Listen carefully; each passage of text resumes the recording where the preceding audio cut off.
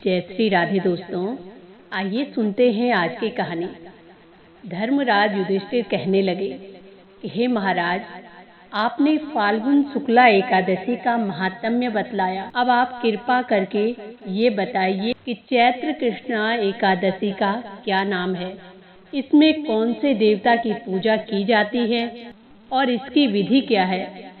भगवान कृष्ण कहने लगे, हे राजन, यही प्रश्न एक समय राजा मानधाता ने लोमेश ऋषि से किया था। जो कुछ उन्होंने उत्तर दिया था सो मैं तुम्हें सुनाता हूँ। लोमेश ऋषि कहने लगे कि राजन, इस एकादशी का नाम पाप मोचनी एकादशी है। अब मैं इसकी कथा कहता हूँ, सुनो। प्राचीन समय में कुबेर का चैत्र रथ नाम का एक वन था। उसमें गंधर्वों की कन्याएं किन्नरों के साथ विहार करती थी। वहाँ अनेक प्रकार के पुष्प खिल रहे थे। उसी वन में अनेक ऋषि तपस्या करते थे।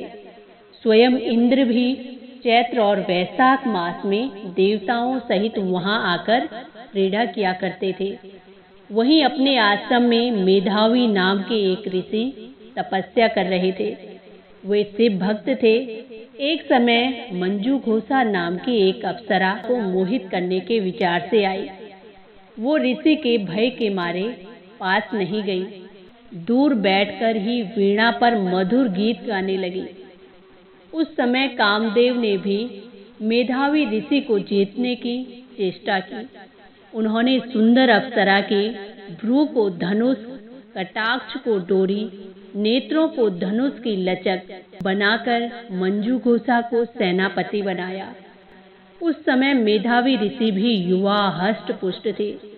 साथ ही यज्ञोपवीत तथा दंड धारण किए हुए ब्रह्म तेज से युक्त थे।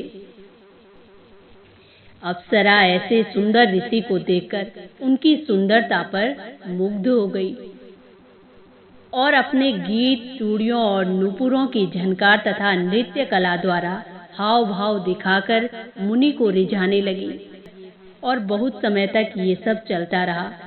अंत में कामदेव ने ऋषि को पराजित कर दिया और इसके फलस्वरूप ऋषि उस अप्सरा के साथ रमण करने लगे और काम के इतने वशीभूत हो गए कि उन्हें दिन तथा रात्रि का कुछ भी विचार नहीं रहा। इस प्रकार बहुत समय व्यतीत हो गया। तब एक दिन अप्सरा कहने लगे कि ऋषि जी, अब बहुत दिन बीत गए हैं, अब मुझे स्वर्ग जाने की आज्ञा दीजिए। तो मुनि ने कहा कि आज इसी संध्या को आई हो, प्रातः काल होने पर चली जाना। मुनि के ऐसे वचन सुनकर अप्सरा कुछ समय और रुक जाती है। अंत में फिर से उसने मुनि से विदा मांगी। तो मुनि अब कहने लगे कि अभी तो आधी ही रात हुई है। अप्सरा ने कहा कि महाराज, आपकी रात तो बहुत लंबी है। मुझे यहाँ पर आए कई वर्ष बीत गए हैं। उस अप्सरा की ये बात सुनकर मुनि को समय का ज्ञान हुआ। तो वो विचार करने लगे कि इस अप्सरा के साथ रमण करते हुए हमको 57 वर्ष 9 महीने 3 दिन बीत गए। तब वो उनको काल के समान प्रतीत हुई। अत्यंत क्रोधित होने पर मुनि की आंखों से ज्वाला उत्पन्न होने लगी। वो कहने लगे कि मेरी कठिन परिश्रम से एकत्र की गई तपस्या को तूने नष्ट कर दिया। तू महापापिनी और दुराचारिणी है। तुझे धिक्कार है। तूने मेरे साथ घात किया, इसीलिए तू मेरे श्राप से पिशाचिनी हो जा। मुनि के श्राप से वो अप्सरा उसी समय पिशाचिनी बन गई और भयभीत होकर मुनि से प्रार्थना करने लगी कि महाराज, इस श्राप का किस प्रकार निवारण होगा। अप्सरा के ऐसे दीन वचन सुनकर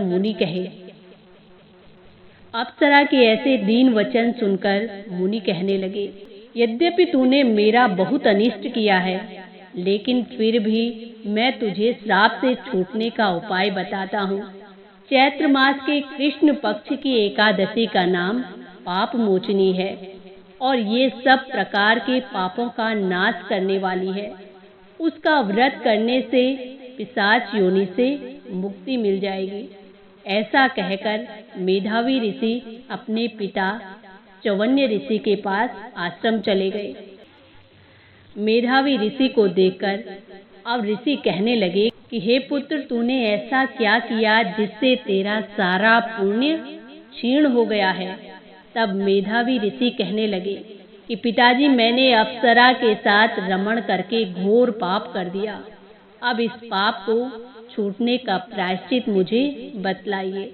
तब ऋषि कहने लगे कि हे पुत्र, चैत्र मास के कृष्ण पक्ष की पाप मोचनी एकादशी का व्रत करने से सभी प्रकार के पापों का नाश हो जाता है, इसीलिए तुम इस व्रत को करो। पिता की ऐसी आज्ञा पाकर मेधावी ऋषि ने भी इस व्रत को किया, जिससे उनके सब पाप नष्ट हो गए और वो पवित्र हो गए। उधर वो अप्सरा भी इस व्रत के प्रभाव से पिशाच योनि से छूटकर दिव्य देह धारण करके स्वर्गलोक को चली गई। लोमेश ऋषि कहने लगे कि हे राजन, पाप मोचनी एकादशी के व्रत को करने से सब पाप नष्ट हो जाते हैं। इस कथा को पढ़ने या सुनने मात्र से 1000 गोदान का फल प्राप्त होता है।